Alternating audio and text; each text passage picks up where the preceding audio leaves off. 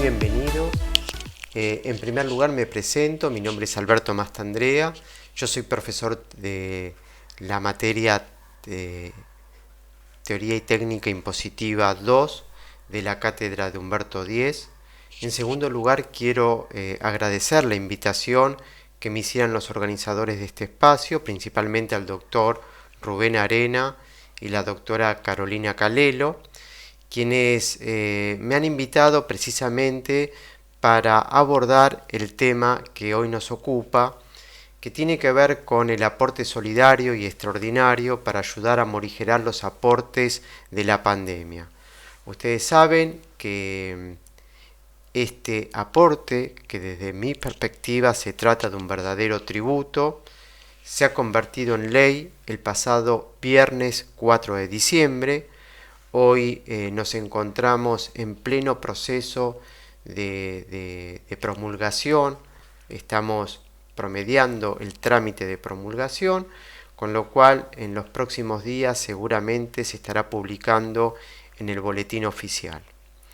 Yo me voy a referir a dos cuestiones. El plato fuerte de mi presentación va a ser analizar los aspectos técnicos del tributo, pero por supuesto me voy a referir a algunas cuestiones constitucionales, de los cuales se ha hablado mucho en los últimos tiempos, y por supuesto cuáles son las vías recursivas, por lo menos mencionarlas, que tendrán aquellos contribuyentes que entiendan que este tributo no supera el test de constitucionalidad en el caso concreto.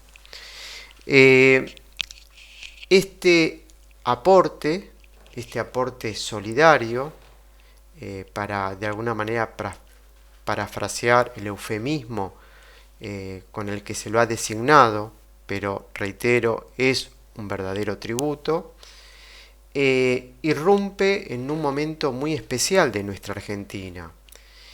Y no solo por los efectos perversos que ha generado en nuestra economía justamente el aislamiento obligatorio, que es uno de los motores que inspiraron precisamente esta ley, sino básicamente por un contexto, yo diría, si se quiere, caracterizado por una muy alta presión tributaria. Es decir, sobran los análisis hechos por diferentes sectores. Yo voy a hacer referencia al menos a dos. Uno de los que se hicieron precisamente tiene que ver con el de las bebidas analcohólicas. El estudio demuestra que casi el 50% del valor de la botella al consumidor final está representado por los impuestos que impactan a lo largo de la cadena del proceso productivo y de comercialización de una botella, porcentaje que es elevadamente significativo si uno lo compara con lo que sucede con el mismo producto en otra economía de la región o incluso del mundo.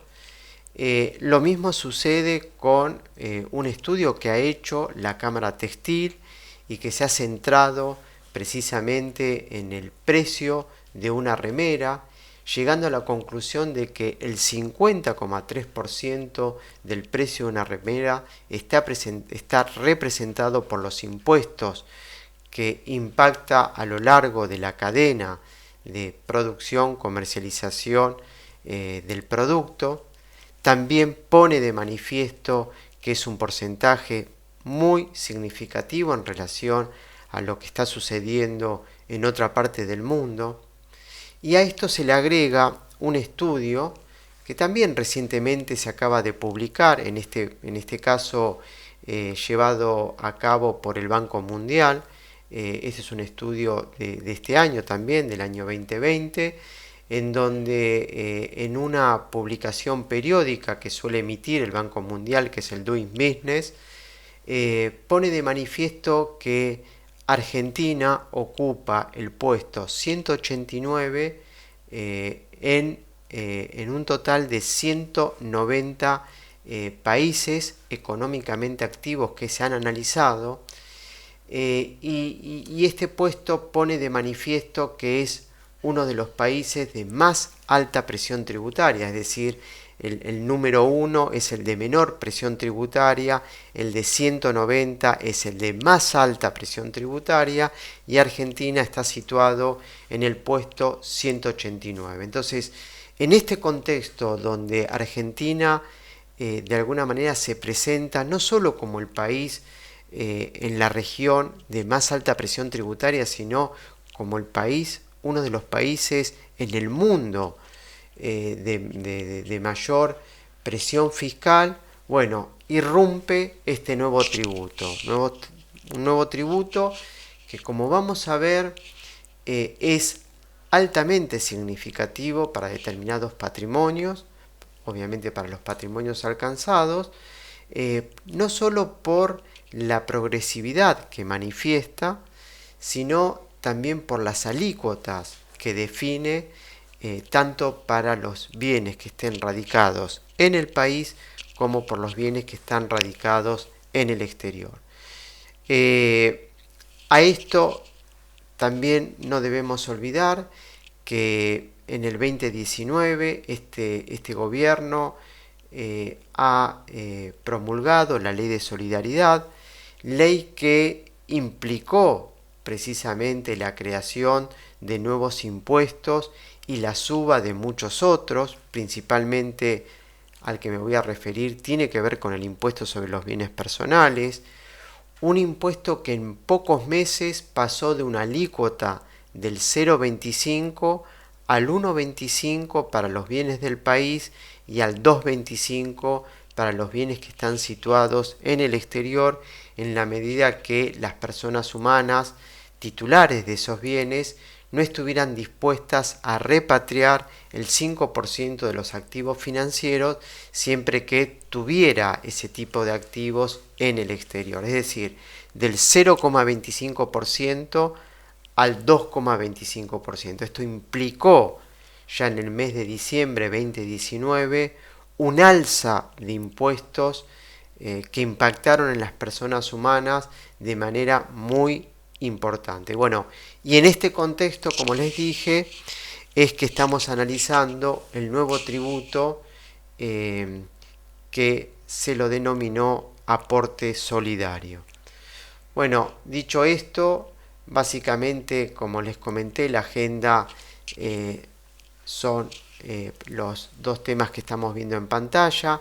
El plato fuerte de mi presentación son los aspectos técnicos del impuesto, pero también no quisiera dejar de referirme a ciertos aspectos constitucionales que pone en jaque este nuevo impuesto y bueno, y los aspectos procesales que deberán ser analizados por aquellas personas humanas que consideren que en el caso concreto este tributo no supera el test de constitucionalidad. Bueno, en cuanto a los aspectos técnicos, lo primero que tenemos que decir son las cuestiones generales del impuesto. Como dije, se lo denominó aporte solidario, sin embargo, tiene todas las características de un impuesto, nace por ley, es coactivo, es decir, es obligatorio para las personas humanas alcanzadas, surge por el poder de imperio que tiene el Estado y obviamente vamos a ver que hay un objeto, un sujeto, una base imponible, una alícuota y básicamente su recaudación, verificación y fiscalización le va a ser atribuida o le es atribuida a la Administración Federal de Ingresos Públicos, con lo cual no dudamos del carácter tributario que tiene la nueva medida. Es personal porque obviamente atiende al patrimonio o tiene en consideración el patrimonio de las personas humanas alcanzados. Es directo precisamente porque no admite su traslación hacia adelante. Es por única vez, dada su magnitud, yo en lo personal estoy convencido que será por única vez. Por otra parte, entiendo que precisamente por las características que tiene este tributo, no va a aportar mucha recaudación porque considero que un gran porcentaje de las personas humanas que van a estar alcanzadas por esta nueva medida, bueno, seguramente la van a judicializar y no van a pagar hasta tanto obtener un fallo que de alguna manera se incline por su constitucionalidad, o por el contrario, bueno, se van a considerar de alguna manera liberado de esa carga por haber obtenido un fallo que declare la inconstitucionalidad en el caso concreto.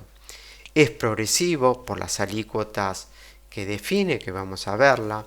Es de carácter instantáneo, precisamente graba el total de los activos que tienen las personas humanas comprendidas en el objeto del tributo al momento de la promulgación de la norma. Voy a volver sobre este tema.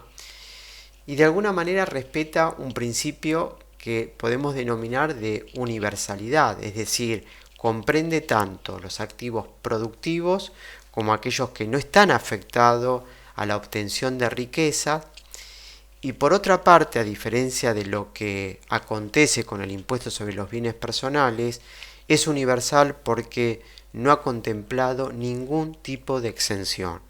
Es decir, ustedes recordarán que el impuesto sobre los bienes personales contiene una cantidad de exenciones, por ejemplo, para la casa habitación, para los inmuebles rurales, para los títulos públicos, bueno, por ejemplo, para ciertos activos financieros invertidos en nuestro país, como por ejemplo las inversiones en plazo fijo, en cajas de ahorro.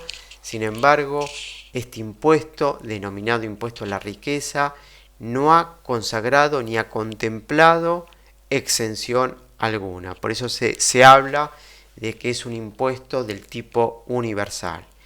Es un complemento al impuesto sobre los bienes personales. De hecho, vamos a ver que en la estructura técnica no hace sino que remitir a lo que son las bases, a los criterios de evaluación del impuesto sobre los bienes personales. Es autodeterminativo, esto significa que será el propio contribuyente el que estará obligado a liquidar, determinar e ingresar en una declaración jurada el impuesto que corresponda en el caso concreto. Y tiene una afectación específica que pese al nombre, solo una partecita de este impuesto va a estar orientado a principalmente morigerar los efectos que provocó la pandemia, pero el resto de las afectaciones nada tiene que ver con el COVID-19. Bueno, dicho esto, vamos a recorrer los aspectos esenciales de todo tributo, es decir, el aspecto objetivo, el aspecto espacial, el aspecto temporal y la cuantificación del hecho imponible. En lo que fue el íter de esta medida, es decir, el recorrido que transitó esta iniciativa, lo que podemos compartir con todos ustedes es que en un inicio guardaba muchísima similitud con el impuesto sobre los bienes personales, es decir, todas las cuestiones que ustedes están viendo en pantalla eran iguales a lo que es el impuesto sobre los bienes personales, pero bueno, conforme fue avanzando en el trámite parlamentario, de alguna manera se fue diferenciando de lo que es el impuesto sobre los bienes personales y lamentablemente lo que tenemos que decir, o por lo menos esta es nuestra opinión, una opinión personal, obviamente no vincula mi opinión personal a la Universidad de Buenos Aires, por supuesto, es que tomó o en definitiva la medida adoptó lo peor, es la peor versión del impuesto sobre los bienes personales. Es la peor versión del impuesto sobre los bienes personales. Es decir, si bien el aspecto objetivo y el aspecto espacial guarda cierta similitud, todos los otros componentes que están con un color mucho más pálido se diferencian del impuesto sobre los bienes personales, pero se diferencian agravando la situación en todos los casos para las personas humanas que queden alcanzadas por el tributo. En cuanto al aspecto subjetivo, básicamente lo primero que tenemos que decir es que el nexo de vinculación es la residencia del sujeto, pero según las normas de la ley del impuesto a las ganancias. Residencia que se mira o que se analiza al 31 de diciembre del 2019. Al 31 de diciembre 2019. Y esto es uno de las cuestiones reprochables del impuesto, entre otras tantas, porque claramente esto pone de manifiesto que en este punto la medida tiene efectos retroactivos, porque no analiza la residencia del sujeto al momento de promulgarse la ley, sino al 2019. Y dicho esto, califica en tres grandes grupos a los contribuyentes o a los sujetos alcanzados. En primer lugar, a los residentes del país que reciban tal calificación al 31 de diciembre 2019, y en ese caso estos sujetos van a ser sujetos del impuesto en tanto posean bienes activos, no patrimonio, activos, tanto en el país como en el exterior, a la fecha de la publicación de la norma, por un monto superior a los 200 millones.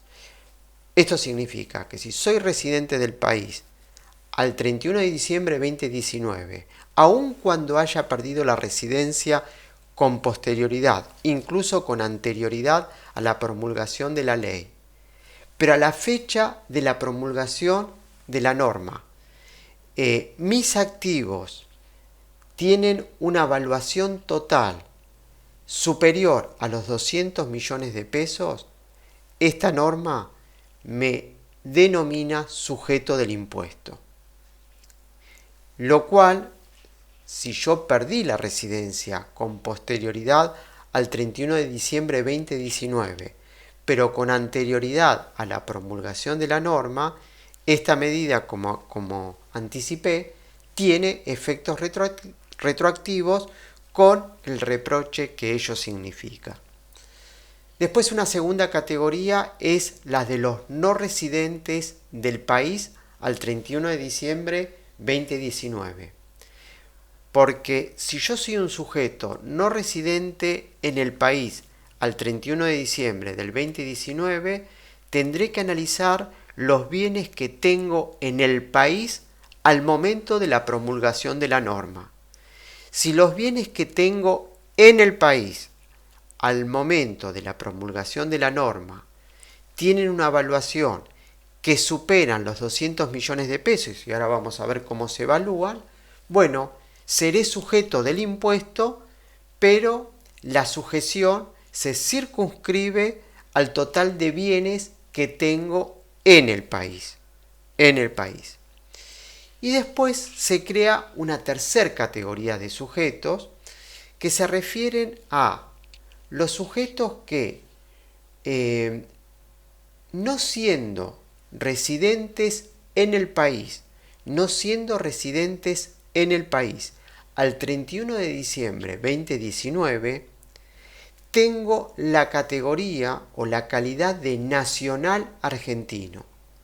Entonces, si soy una persona nacional argentino que perdí la residencia con anterioridad al 31 de diciembre del 2019, y esto es otra cuestión criticable, no solo porque introduce el concepto de nacionalidad en un sistema tributario que básicamente se rige por la residencia, no por la nacionalidad, me obligan de alguna manera a hacer un análisis del domicilio o de la residencia de esos sujetos. Y acá lo que hay que tener en cuenta es que no establecen un umbral temporal respecto de estos sujetos. No importa si yo perdí la residencia hace un año, hace 2, hace 10 o hace 20.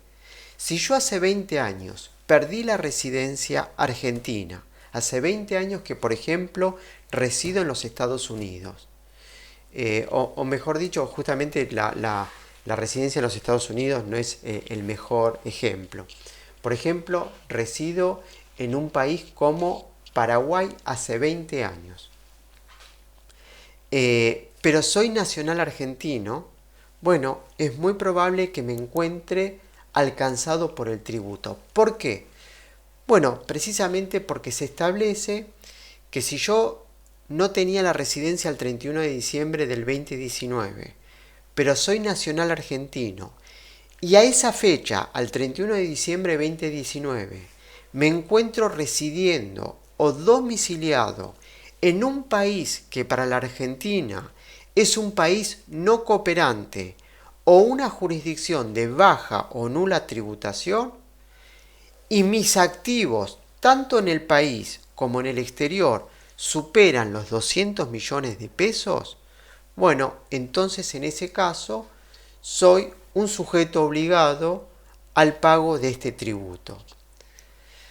Fíjense en que en esta tercera categoría los aspectos criticables son principalmente el que se introduce el concepto de nacionalidad, cuando nuestro sistema tributario, como les dije, se basa en el principio de la residencia.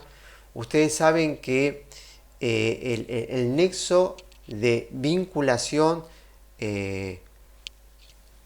justamente que mira la nacionalidad es un nexo que perdió vigencia a nivel mundial. Es un nexo que perdió vigencia precisamente por las falencias que presenta, por la debilidad que presenta, y que por otra parte no es un vínculo o un nexo de vinculación que precisamente honra los aspectos económicos que debe vincular a un sujeto con el país en el que, por ejemplo, obtiene las rentas o obtiene el patrimonio. Es decir, básicamente toda la conceptualización de esta cuestión sugiere que los nexos de vinculación sea el de residencia y no el de nacionalidad. Sin embargo, nuestro país para este tributo y para estos casos adopta el principio de nacionalidad, aun cuando yo hubiera perdido la residencia hace 20 años atrás. Y esta es otra cuestión criticable. Por último, para pasar a la filmina siguiente, una cuestión que no quiero pasar por inadvertida es que aquí los centavos cuentan. Porque pensemos que el umbral cuantitativo que estableció este impuesto es el de los 200 millones. Si yo lo supero, estoy dentro del radar. Si estoy en un monto igual o inferior a los 200 millones, básicamente no tendré obligación alguna, con lo cual puede sucedernos que tengamos clientes o amigos o colegas que tengan un patrimonio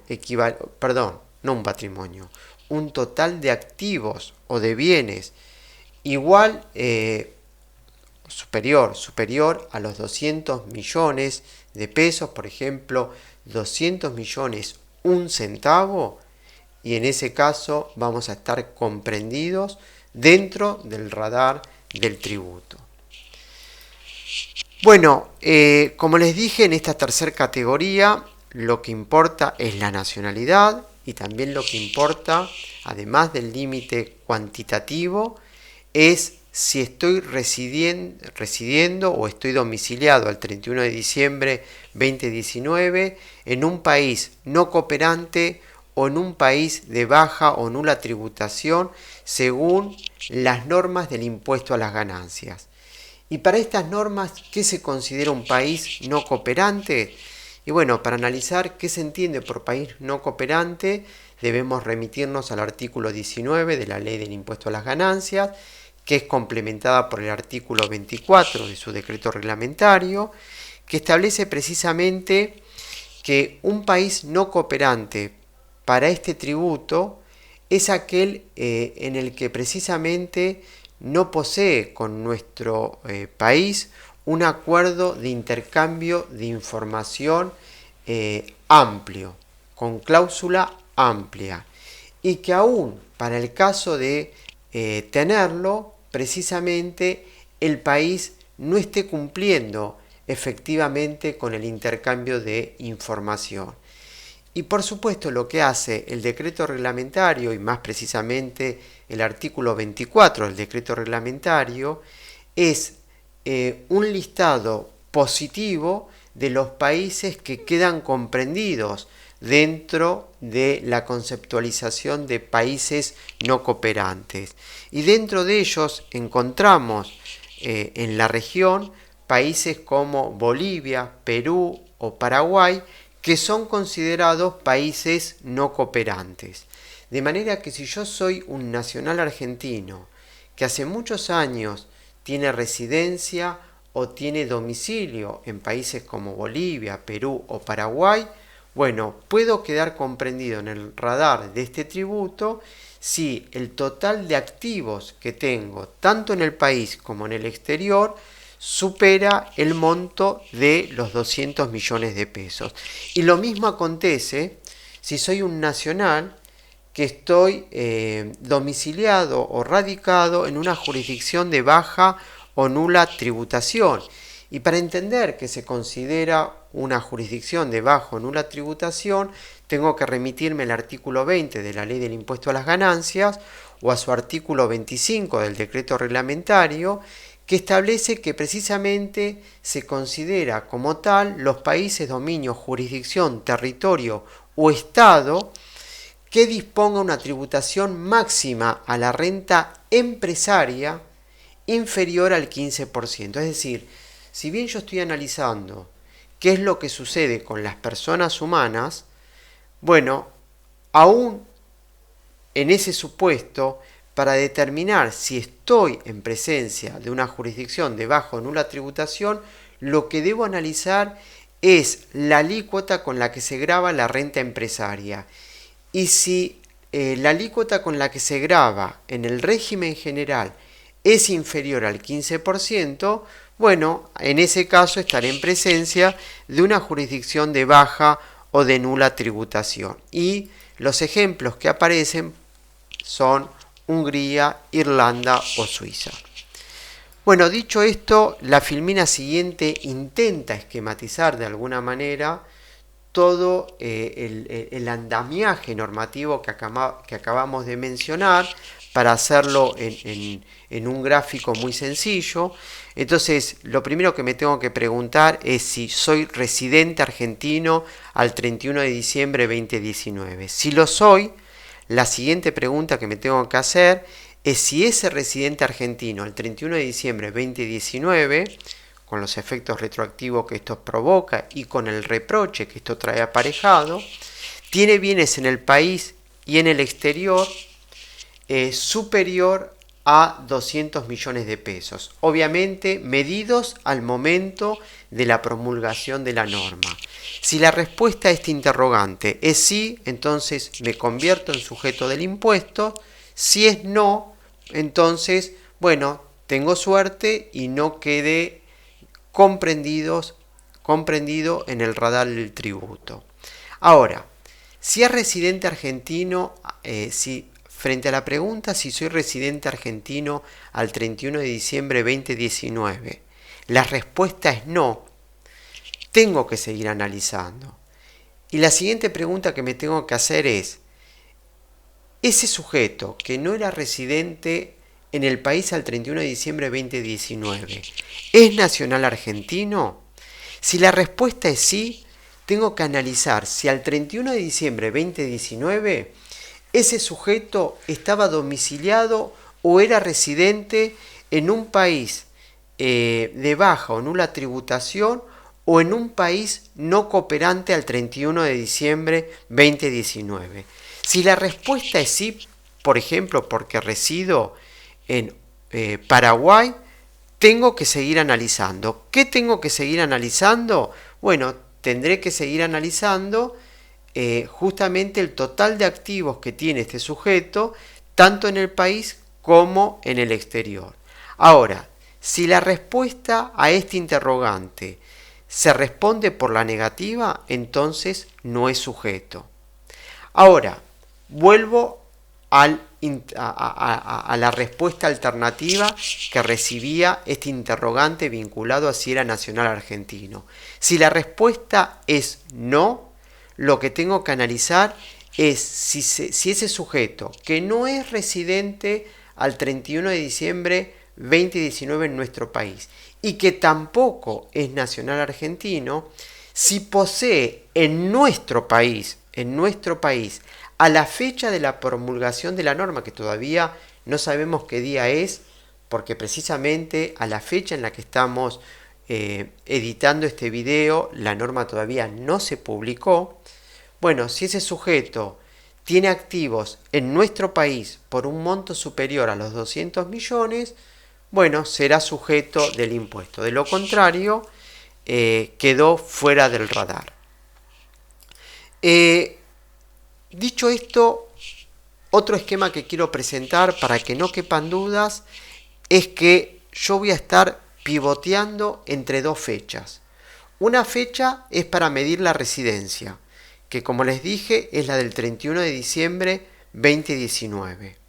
Aun cuando muchos contribuyentes estaban en carrera para perder la residencia, antes de la promulgación de la norma, esta medida lo que dijo es: no me importa lo que acontezca con anterioridad a la promulgación y con posterioridad al 31 de diciembre de 2019, a nosotros lo que nos importa es la residencia al 31 de diciembre 2019. Y otra fecha importante es la fecha de la publicación de la norma, que como les dije es nuestra incógnita al día de hoy, porque justamente para determinar si soy un sujeto comprendido dentro del radar del tributo, lo que tendré que analizar es precisamente los bienes que tengo a esa fecha, a la fecha de la publicación, y la evaluación que tienen estos bienes a esa misma fecha.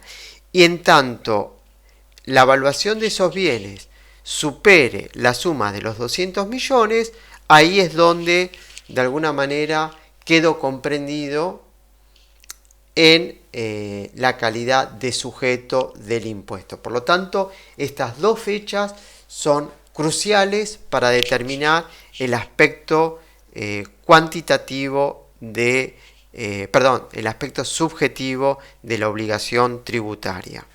En cuanto al aspecto cuantitativo y en lo que se refiere a la base imponible, como ya les había adelantado, no hay un mínimo exento, no hay un mínimo no imponible, hay un mínimo exento. Superado un centavo de este mínimo exento, quedo alcanzado por la totalidad de los bienes, por eso decimos que no hay un mínimo no imponible. Si uno tuviera que convertirlo a lo que es el dólar oficial, precisamente estaría alcanzando activos superiores a los 2.480.000 dólares. Tengamos en cuenta que cuando esta medida comenzó a rodar, allá por el mes de marzo, abril, que se conoció el primer proyecto, el total de los activos que teníamos que tener para quedar comprendidos en la obligación tributaria era equivalente a una suma que superaba los 3.300.000 pesos, Pero bueno, con el correr del tiempo y precisamente como consecuencia de la devaluación, hoy el umbral medido en dólares que debiéramos superar para ser sujeto del impuesto debiera ser los 2.480.000 dólares. En otros términos y medido en pesos son los 200 millones de pesos. Entonces, otra crítica que ha recibido el tributo es precisamente el hecho, las circunstancias de no haber contemplado un mínimo no imponible. No resulta razonable esa situación. Con respecto a la base imponible, la ley del tributo ordena remitirnos a lo que son las normas de evaluación del impuesto sobre los bienes personales, con lo cual en este aspecto es de aplicación con sus más y sus menos la ley del impuesto sobre los bienes personales. Claro que en muchas de esas normas el impuesto sobre los bienes personales hace referencia al 31 de diciembre de cada año porque, como ustedes saben, el impuesto sobre los bienes personales es un tributo instantáneo en donde precisamente se toma una foto de los activos al 31 de diciembre de cada año.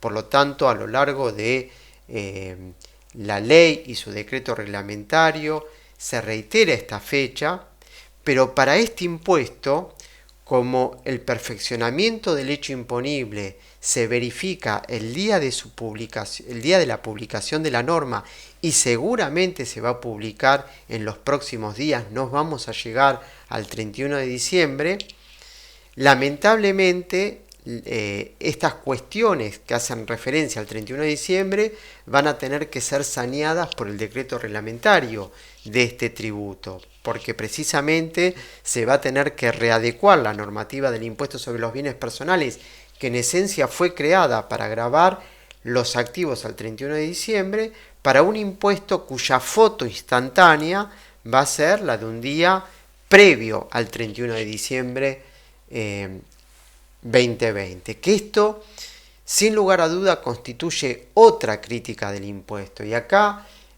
advertimos cierta negligencia o torpeza por parte del bloque oficialista que propulsó la medida, porque claramente no tuvo en cuenta que al desdoblar las fechas, por un lado, para el impuesto sobre los bienes personales al 31 de diciembre 2020 y para este tributo una fecha anterior, con la misma base imponible pero con una fecha anterior, va a obligar a los contribuyentes alcanzados a hacer dos liquidaciones con el sobrecosto que esto implica, dos liquidaciones que no se circunscriben exclusivamente a lo que es el impuesto sobre los bienes personales, porque en definitiva, no nos engañemos, esto es una sobretasa del impuesto sobre los bienes personales, sino también que vamos a tener que liquidar a esta misma fecha el impuesto a las ganancias.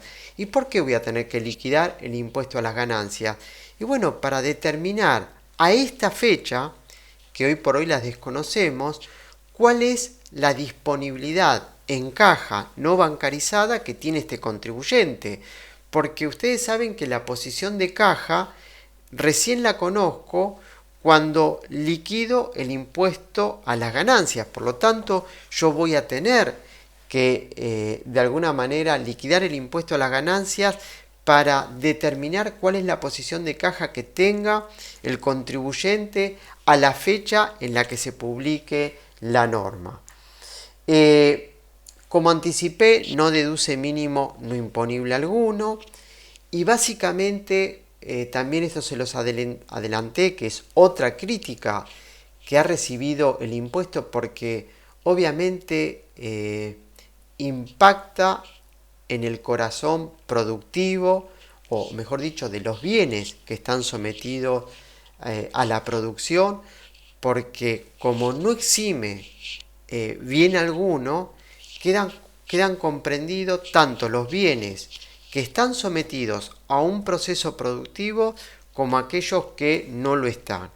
Y esto claramente es otra crítica del impuesto, porque hubiera sido muy bueno y desde diferentes espacios en los que participamos les acercamos idea al bloque oficialista que estaba impulsando la medida, que muchos sujetos alcanzados seguramente no lo iban a litigar y iban a ingresar el impuesto si se quitaba o si se contemplaba la exención principalmente de los activos productivos, por ejemplo, de las acciones de sociedades locales, de participaciones en sociedades de responsabilidad limitada, en sociedades locales, participaciones en empresas unipersonales, la tenencia, por ejemplo, de inmuebles rurales,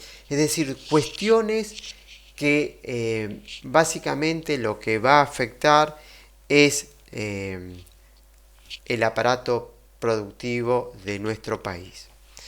En cuanto al aspecto cuantitativo, pero en este momento en lo que se refiere a las alícuotas, el impuesto consagra dos tablas.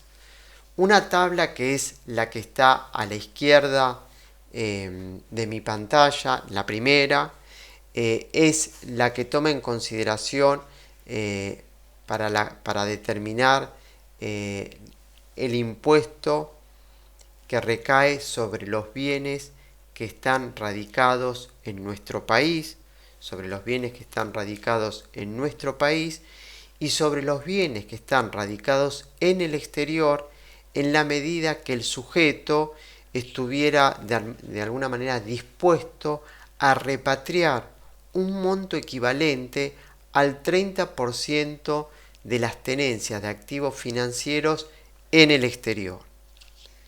Dicho en otros términos, si yo soy un sujeto alcanzado por el tributo y tengo activos financieros en el exterior y estoy dispuesto a repatriar un monto equivalente al menos al 30% de los activos financieros en el exterior, bueno, lo que establece la norma de este impuesto es que tanto para los bienes del país como para los bienes del exterior tengo que aplicar la primera escala. Y como ustedes observan, contiene una alícuota progresiva. Ahora bien, si soy un sujeto que además de tener bienes en el país y que por lo tanto por ellos tengo que aplicar la primera escala, tengo activos en el exterior, activos inmobiliarios o activos financieros, y no estoy dispuesto a repatriar o no puedo repatriar porque no tengo activos financieros en el exterior, entonces tengo que aplicar la segunda escala, pero solo para los bienes del exterior. ¿Pero con qué particularidad? Lo que establece la letra del tributo es lo siguiente. Lo primero que me dice es para determinar en qué escalón de la escala te vas a situar, suma los bienes del país y los bienes del exterior. Cuando estableces esa suma va a determinar el renglón, o mejor dicho, la alícuota a la que te corresponde tributar, pero exclusivamente por los bienes del exterior. Es decir, primero sumo los bienes del país, sumo los bienes del exterior, determino en qué escalón de esta segunda tabla me encuentro situado, supongamos que estoy en este escalón de la alícuota del 4,125%, bueno, entonces esa alícuota del 4,125% solo se lo aplico a los bienes del exterior, porque por los bienes del país solo tengo que aplicar la primera escala. Y para establecer la progresividad, en este caso, si soy un sujeto que va a aplicar la segunda escala, solo tengo que medirlo por los bienes del país. Bueno, obviamente en cuanto a la repatriación, como dije, tengo que repatriar las tenencias de moneda extranjera o los importes generados como consecuencia de la realización de activos financieros. Se establece un tope mínimo para repatriar y no estar obligado a aplicar la segunda de las escalas, que es el 30%. Aquellos que estén dispuestos a hacerlo no tienen que salir corriendo a repatriar porque nos dan un plazo de 60 días hábiles que el Poder Ejecutivo puede extender por otros 60 días hábiles adicionales. Se le otorgó esta facultad al Poder Ejecutivo para ampliar esta brecha temporal para que los contribuyentes decidan repatriar, los contribuyentes que lo sean de este tributo. Y lo que se establece es que si soy un sujeto que decido repatriar activos financieros que tengo en el exterior o moneda extranjera que está radicada en el exterior, bueno, deben permanecer depositados en el país hasta el 31 de diciembre 2021 o le podré dar los destinos que a tales fines establezca el Poder Ejecutivo en la reglamentación que obviamente todavía al día de la fecha se desconoce.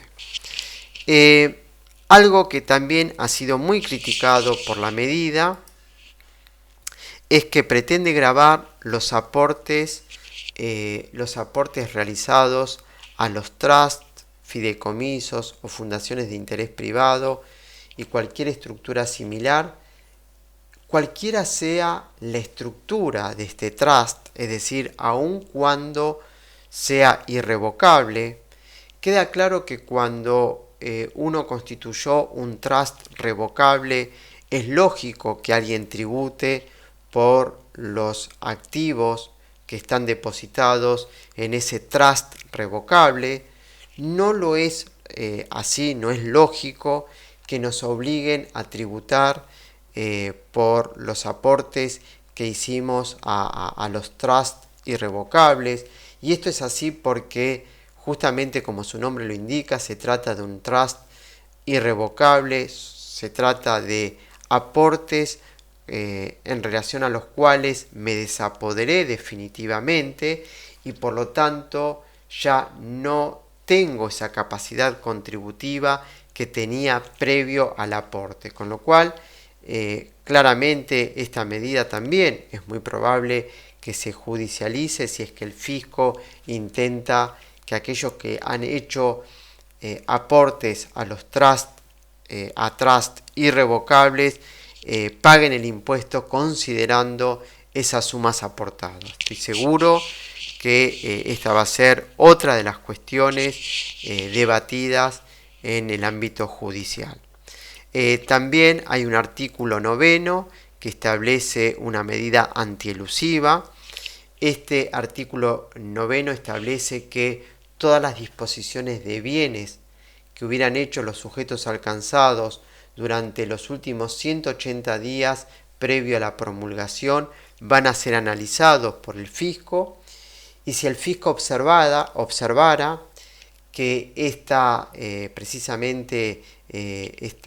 disposición de bienes fue con el único propósito de eludir o evadir el gravamen, entonces, bueno, precisamente lo que va a hacer el fisco es a sumar estas disposiciones de bienes a lo que constituye la base imponible del tributo para que el sujeto que hubiera hecho esta disposición de bien la considere a los fines de establecer el verdadero quantum de la obligación tributaria a la que debe estar sometido.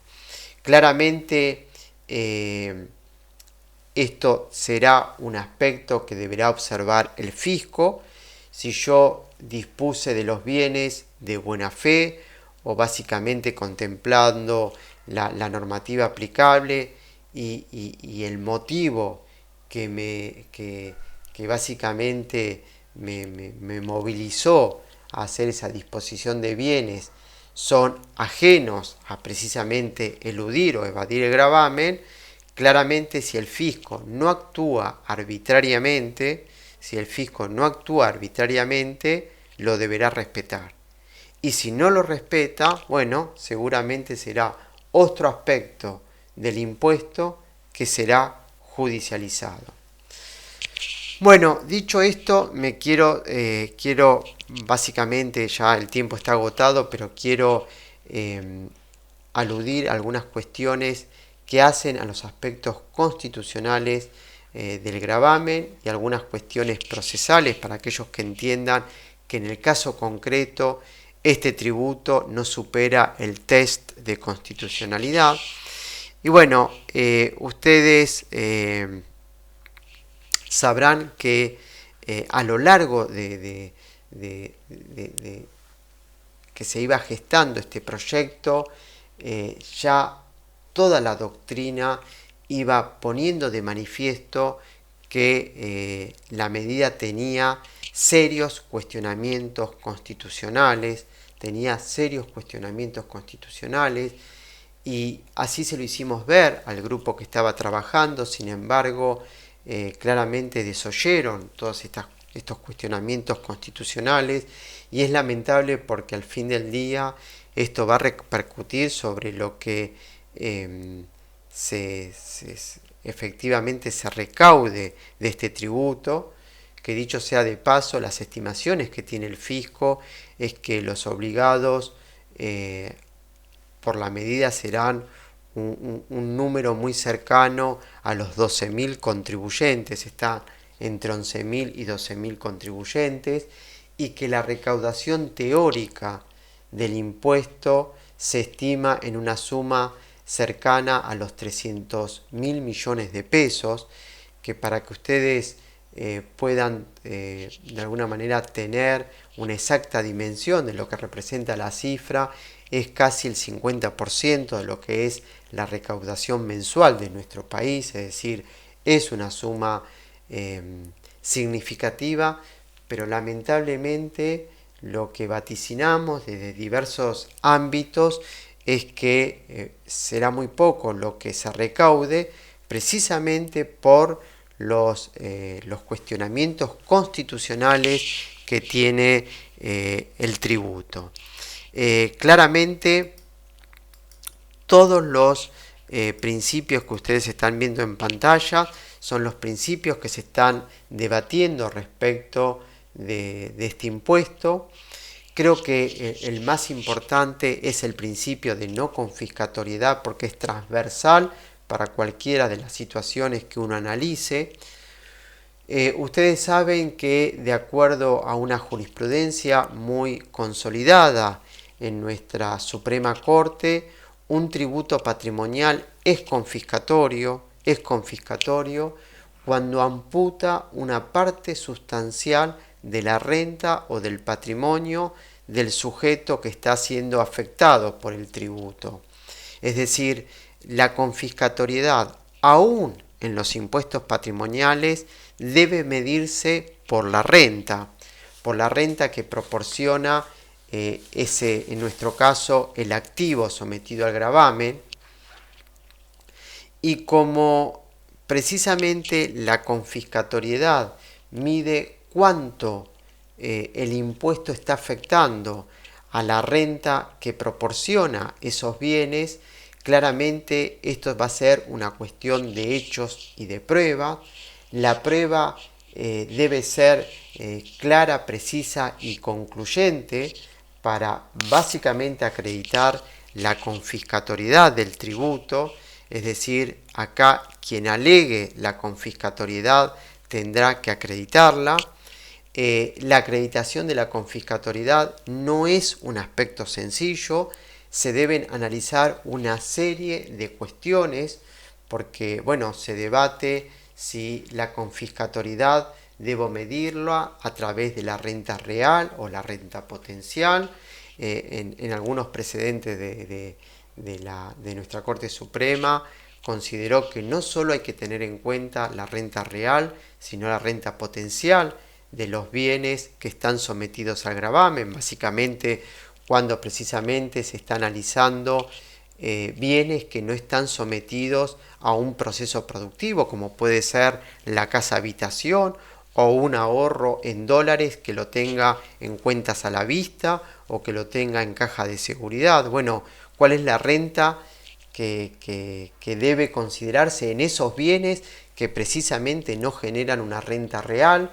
Y en precedentes en los que se discutían cuestiones similares, la Corte apeló a una renta presunta, con lo cual esto es una cuestión que se debate, si solo me tengo que circunscribir a la renta real o también tengo que adicionarle una renta presunta. Yo soy de la idea que debe analizarse ambos tipos de renta, la renta real y la renta presunta. ¿Cuál es el límite para establecer, bueno, este tributo en el caso concreto es confiscatorio o por el contrario no lo es? Y bueno, acá también hay una doctrina de nuestra Suprema Corte que estableció como umbral cuantitativo el 33%.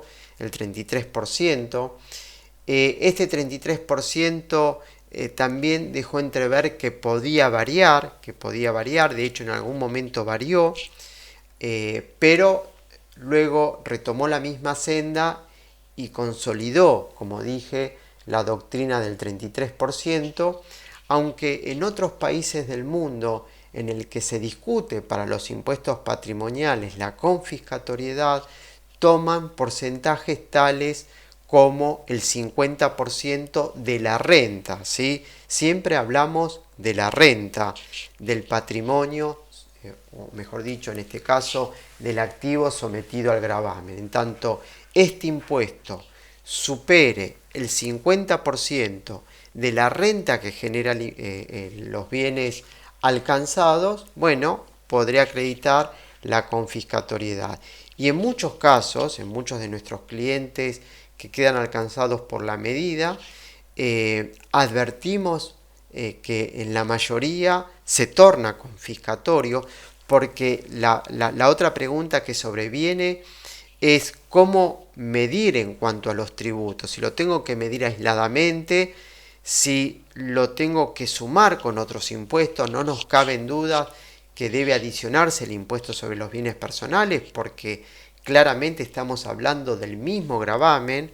Como les dije al principio, en la práctica este tributo representa una sobretasa del impuesto sobre los bienes personales, con lo cual no nos caben dudas que en definitiva deben sumarse, pero también para el análisis claramente podría adicionarse el impuesto a las ganancias, porque de alguna manera es otro tributo que impacta sobre la renta que genera el mismo contribuyente que está obligado a pagar el impuesto sobre los bienes personales y el impuesto a la riqueza en este caso.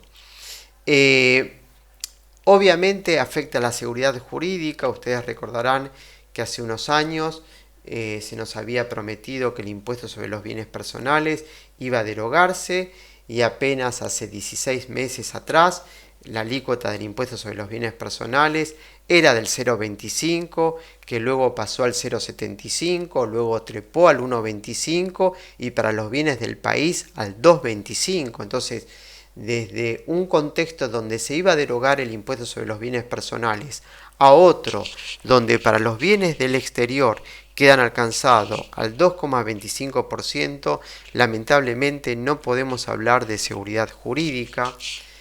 Otro principio constitucional que se pone en jaque es el de la prohibición de retroactividad, básicamente y principalmente para los que han perdido la residencia con carácter previo a la promulgación de la norma, pero con posterioridad al 31 de diciembre de 2019, un aspecto al que le he dedicado algunos minutos y creo que quedó claro. El de capacidad contributiva, porque sin lugar a dudas, al no considerar las deudas de estos contribuyentes y solo considerar un aspecto parcial de lo que es el patrimonio, como lo constituyen los activos, y desatender totalmente si el activo sometido al gravamen ha sido adquirido con capital propio o con capital de terceros, sin lugar a dudas afecta el principio de capacidad contributiva, porque mi patrimonio puede ser cercano a cero, pero voy a estar sometido al gravamen por el solo hecho de tener activos por encima de los 200 millones de pesos. También se pone en jaque el principio de igualdad. El principio de igualdad, pero el de igualdad estudiado a la luz de la capacidad contributiva. ¿Y por qué digo esto? Porque ustedes recordarán que hay dos escalas que se aplican para los bienes del país y para los bienes del exterior. Entonces, puede acontecer que un sujeto tenga todos sus bienes en el país y que en comparación con otro sujeto que tenga sus bienes en el país y en el exterior, este último tenga que pagar un impuesto muy por encima a una misma capacidad, muy por encima al impuesto que debe pagar el primer sujeto, a la misma igualdad de capacidad contributiva por el solo hecho de tener bienes radicados o situados en el exterior. Esto, sin lugar a dudas, por lo menos desde mi visión, afecta el principio de igualdad, pero el de igualdad analizado a través del principio de capacidad contributiva. Rápidamente, ¿cuáles son las alternativas recursivas? Y bueno, las alternativas recursivas lamentablemente dependerá de la estructura, o mejor dicho, de la obligación de pago que se genere.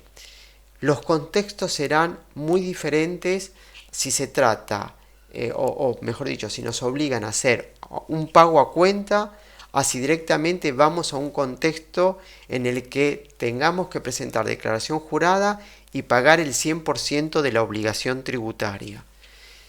Si estamos en un contexto en donde precisamente debemos pagar el 100% de la obligación tributaria presentando una declaración jurada, y bueno, en ese caso seguramente los abogados sugerirán, en primer lugar, actuar con una conducta totalmente transparente hacia el fisco, notificando al momento del vencimiento con una nota que somos sujetos alcanzados por el impuesto.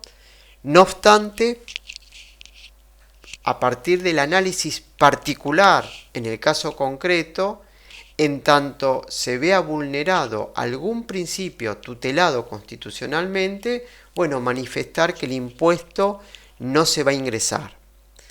Frente a esa notificación es muy probable que en un plazo breve estemos transitando el inicio de una fiscalización que va a culminar necesariamente en un proceso determinativo de oficio. En ese proceso determinativo de oficio seguramente se constituirá lo que se denomina el acto en ciernes, aspecto muy técnico que seguramente en alguna otra charla se profundizarán las alternativas recursivas que puede tener el impuesto a la riqueza. Y bueno, con el acto en ciernes verificados, podremos interponer una acción declarativa de certeza ante la justicia federal, acompañando o solicitando una medida cautelar para inhibir que el fisco de alguna manera pueda iniciar alguna acción contra nuestra situación fiscal que nos pueda poner en riesgo, tales como, por ejemplo, inhibir algún trámite o inhibir alguna cuestión que sea necesaria para el contribuyente que estemos asistiendo en este proceso. Esta determinación de oficio, ustedes saben, tendrá la opción de ser recurrida ante un recurso de reconsideración ante la propia Administración Federal de Ingresos Públicos o interponer el recurso de apelación ante el Tribunal Fiscal de la Nación.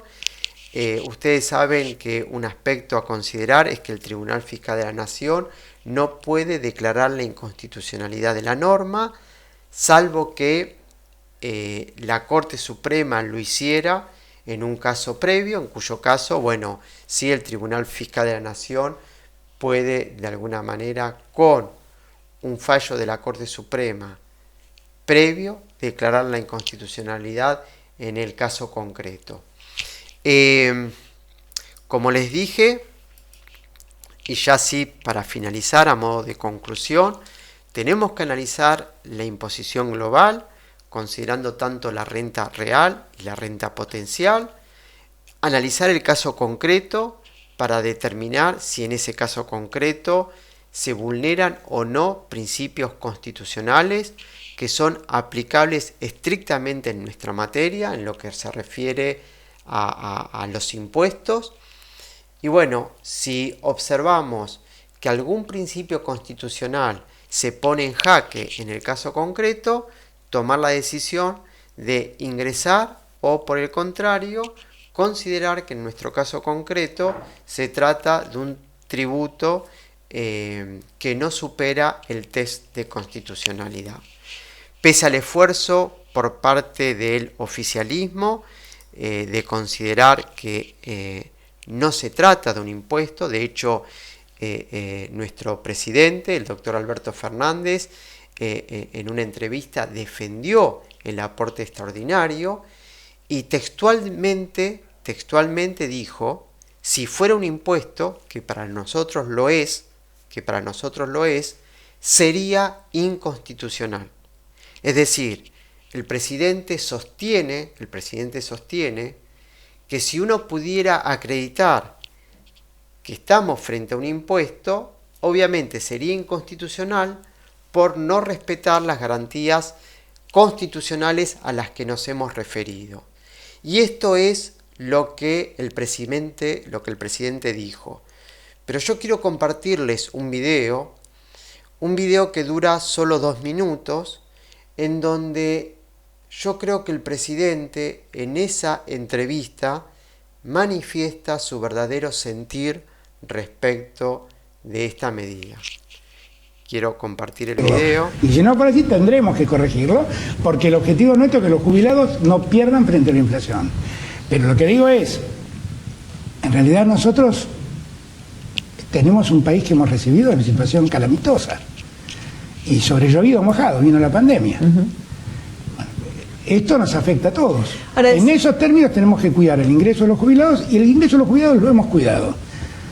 De eso sí estoy seguro. Decía antes, presidente, nadie ganó, ¿no? Algo así. Que es un poco el argumento de los empresarios que ahora van a... No, algunos ganaron sin duda, pero lo que digo es que nadie gana en un ambiente como este. No, pero por eso quería hablar del impuesto a las... Perdón, pero me introducir esto. Usted recién mencionó un encuentro con Paolo Roca. Sí.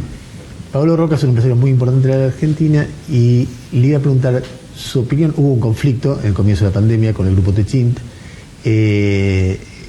Su opinión sobre Paolo Roca, para no ser lo general sobre los empresarios argentinos, y sobre otro empresario que es noticia por una cuestión triste estos días, que es Jorge Brito, que el gran banquero argentino que acaba de fallecer.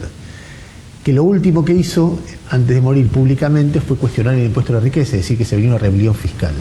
Entonces ahí hay dos símbolos muy fuertes del poder económico en la Argentina. ¿Cómo son Paolo Roca y cómo era Jorge Brito? Yo con Jorge Brito tenía más vínculo, debo ser franco. Era alguien a quien conocía hace muchos años, porque la verdad mi primera tarjeta de crédito la saqué en un banco que se llamaba Banco de Crédito Argentino, donde uno de los dueños era Jorge Britos. Y lo conocí entonces. No era que el dueño del banco estaba vendiendo tarjetas, sino que lo conocí ocasionalmente porque alguien me derivó a ese banco para sacar mi primer cuenta corriente y demás. Lo conocí hace muchos años y la verdad es que creo que es un tipo que entendía bastante bien lo que le pasaba a la Argentina. Y podía hablar mucho con él. Y de hecho hablé después de esa declaración con él. Y le dije que me parecía que era una locura. Claro, el planteo de él era que veía injusticias en la aplicación de la ley. Y la verdad es que hay una parte donde todo impuesto genera desajustes. A veces nos propusieron, verbalmente, pues nunca lo presentaron, porque yo les propuse muchas veces a los empresarios que me traigan una alternativa a la ley para hablarlo con Máximo, y Máximo se mostró muy dispuesto a eso, pero nunca nadie nos trajo ninguna propuesta. Esta es la realidad exacta. Ellos dicen que fue al revés, ¿no? No, esto me consta a mí, porque se lo propuse muchas veces y lo hablé con Máximo y lo hablamos juntos, pero nunca llegó ninguna propuesta. Pero básicamente lo que sí planteaban en términos genéricos es Bueno, quería compartir con ustedes este video porque por lo menos desde una interpretación personal que hago, pese a los esfuerzos desmedidos por parte del gobierno de intentar sostener que no estábamos frente a un impuesto, obviamente el verdadero sentir es que de la gran mayoría, inclusive del bloque oficialista, es que estamos en presencia de un nuevo impuesto. Dicho esto, no los entretengo más, espero que haya resultado de valor esta presentación. Nuevamente agradecer al doctor Rubén Arena por la invitación y a la doctora Carolina Calelo y seguramente estaremos en contacto próximamente. Muchas gracias.